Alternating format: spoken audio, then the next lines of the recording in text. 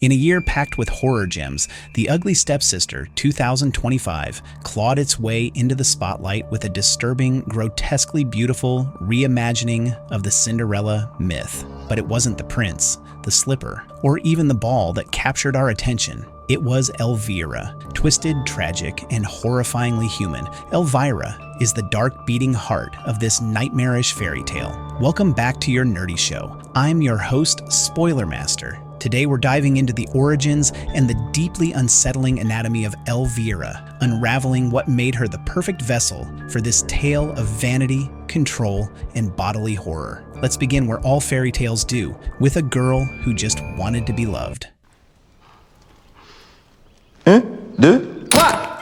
Elvira's origin, the unloved child. Elvira grows up in a household ruled by beauty, manipulation, and a toxic matriarch. Her mother, Rebecca, is obsessed with status and appearance. She views her daughters not as children to be nurtured, but as projects to be molded and displayed. Elvira, unfortunately, draws the short straw, physically unremarkable and emotionally fragile. She is the ugly one, both in her mother's eyes and in the cruel social hierarchy that Rebecca buys into. Her stepsister, Agnes, is the golden child, gorgeous, graceful, and silent. But unlike the evil stepsister tropes in classic fairy tales, Elvira is not cruel by nature. She's simply desperate. Desperate to be noticed, desperate to be beautiful, desperate to win her mother's approval, and most of all, desperate to be chosen by the prince, who symbolizes escape from a life of rejection. This longing, paired with the warped environment she grows up in, forms the foundation of her transformation, not just emotionally, but physically. And this is where the film pivots hard into body horror. That's true. The anatomy of obsession, the physical transformation of Elvira. What makes The Ugly Stepsister such a chilling film is how it uses body horror, not just for shock, but as a metaphor for psychological trauma. Elvira's body becomes a battleground for her desires and her shame. Her transformation is not magical. It's surgical, parasitic, and excruciatingly real. Let's break down what happens to her anatomically and symbolically throughout the film. Eyelash stitching. One of the first modifications we see is eyelash stitching, a grotesque twist on cosmetic enhancement. This procedure involves Elvira having lashes manually stitched into her eyelids, complete with visible thread and blood. This isn't a fairy godmother's wand at work. It's self-mutilation disguised as beauty. Medically, this would cause inflammation, possible infection, and damage to the delicate skin of the eyelids. The pain is likely constant. The threads could embed themselves into the flesh, leading to permanent scarring or blindness. But Elvira endures it because the reward, being seen as beautiful, is, in her mind, worth any price. Symbolically, the stitched lashes serve as a metaphor for the way women are expected to suffer for beauty. She's literally sewing pain into her vision, altering how she sees the world and how the world sees her.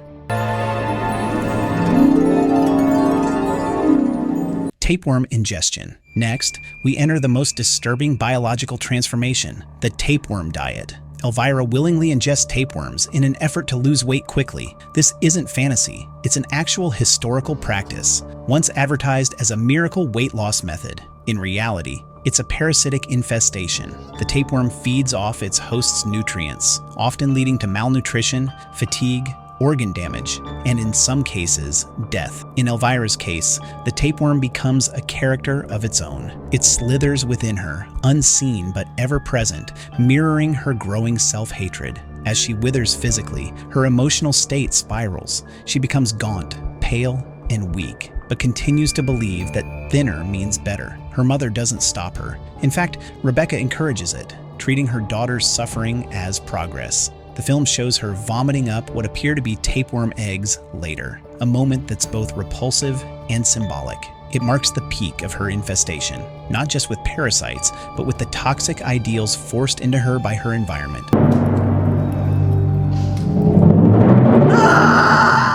Severing her toes. In the climax of her transformation, Elvira goes to horrifying lengths to fit into Agnes's slipper, the literal symbol of Cinderella's worth. When Elvira finds that her foot is too large, she begins cutting off her own toes. There's no anesthesia, no magic, just a knife, blood, and a mother who calmly sedates her and finishes the job. This scene is one of the most unsettling depictions of body mutilation in modern horror cinema. From a biological standpoint, toe amputation without medical equipment would cause massive blood loss, risk of infection, and intense nerve damage. But Elvira doesn't flinch. She's numb, not just from the sedative, but from the years of emotional neglect that made her believe this was the only path to acceptance. The loss of toes also symbolizes how much of herself she's willing to sacrifice. Mobility, independence, pain tolerance, dignity, all just to fit into someone else's mold, literally. Facial damage, and the fall. After all of this, her mutilation reaches a heartbreaking conclusion when she tries to reach the prince, crawling on the floor and tumbling down a staircase. She breaks her nose, chips a tooth, and lies in a heap, bloodied, broken, and discarded. Her physical state at this point reflects the total collapse of her self-image. Everything she believed would make her lovable, beauty, thinness, the right shoes, has led only to pain and humiliation. It's a devastating metaphor for the end of self-objectification. She's no longer a person in pursuit of love. She's a product that failed inspection.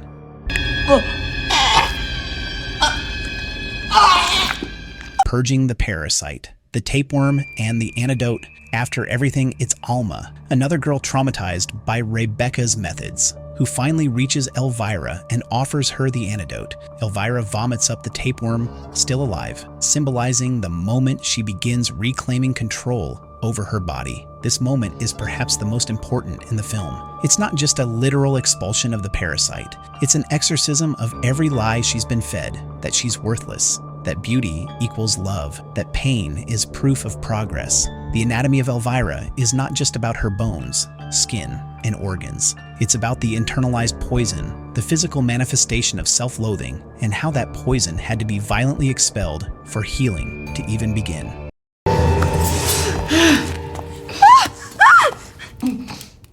The biological toll. Let's briefly touch on the biological consequences Elvira would face after all this. Malnutrition from the tapeworm and starvation would result in hair loss, weakened immune function, and potentially organ failure. Infection risk from open wounds on her feet and eyelids is extremely high. In pre-modern medicine settings, she might not survive without serious medical intervention. Chronic pain and permanent damage to her feet mean that she may never walk properly again. Dental and facial trauma from her fall would require reconstructive surgery, which is not an option in her world. And yet, the film doesn't end with her death. Instead, it ends with a quiet rebellion. She and Agnes leave together, abandoning their mother and the pursuit of perfection. It's not a fairy tale ending. It's a survivor's beginning. Ikke alt trenger å koste penger, Agnes.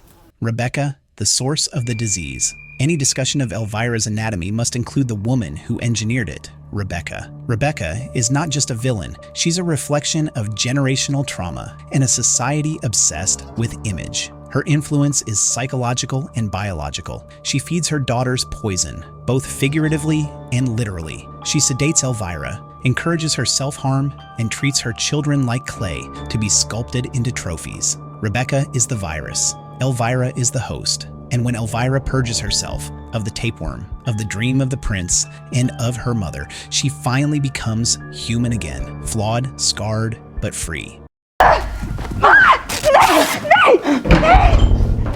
Elvira's legacy, a new kind of fairy tale. What the Ugly Stepsister does so brilliantly is take the familiar beats of the Cinderella story and contaminate them with truth. The slipper isn't a perfect fit, it's a weapon of conformity. The ball isn't magical, it's a battleground of status and shame. The transformation isn't empowering, it's destructive. And the mother figure doesn't protect, she devours. Elvira, in her broken, bleeding, horrifying form, becomes the anti-princess. And yet, she's more real than any fairy tale heroine could ever be. Her story isn't about falling in love. It's about crawling out of a system that taught her to hate herself, and that's what makes her unforgettable.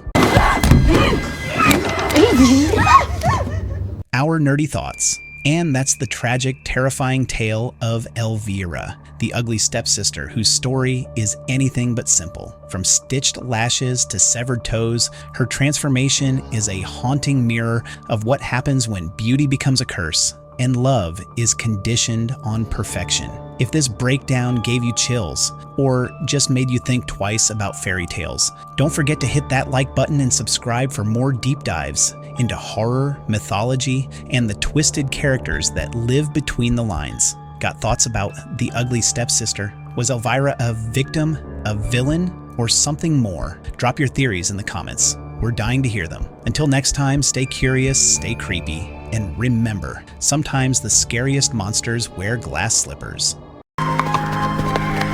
Yeah! No, what the heck, I'll laugh anyway.